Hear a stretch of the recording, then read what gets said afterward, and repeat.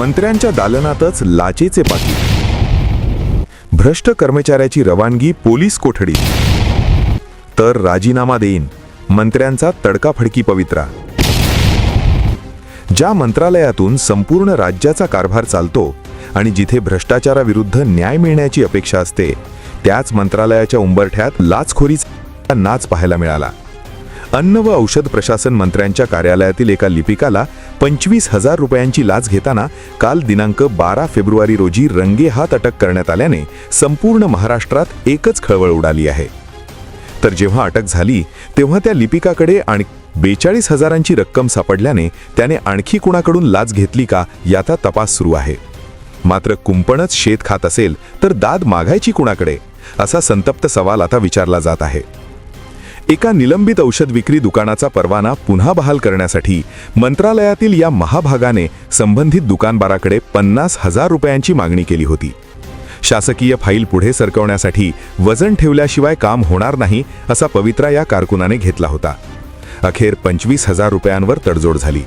मात्र तक्रारदाराने न डगमगता लाचलुचपत प्रतिबंधक विभागाकडे धाव घेतली आणि मंत्रालयातच सापळा रचला गेला। पैसे स्वीकारताच दबा धरून बसलेल्या पथकाने या कर्मचाऱ्याला झडप घालून ताब्यात घेतले। हे प्रकरण थेट मंत्र्यांच्या दालनाशी संबंधित असल्याने राजकीय वर्तुळात भूकंप झाला आहे। एक आहे, जर खरंच माझ्याशी त्याची लिंक जोडली गेली तर मी राजीनामा देईन। चौकशी आता ज्यानं केलं त्याला तर त्याची सजा लगेच भोगावं लागते। त्याच्यातून काही निष्पन्न निघालं तर माझ्यापर्यंत जर जबाबदारी आली तर मी राजीनामा देईन। सर, नैतिकतेच्या मुळावर कुठे साईडला राहणार का तुम्ही तुमच्या? नैतिकता ही माझी आहेच, परंतु नैतिकता बाजूला होऊनच नैतिकता पाळली जाते असं नाही। तर जर माझ्याशी लिंक जोडली गेली तर मी राजीनामा देईन। मी आज त्याला समजा कुठं त्याचे जबाब झाल्यानंतर मला जर क्ल्यू मिळाला का मी त्याच्याशी संबंध जोडला जातो तर मी राजीनामा देईल बाजूला।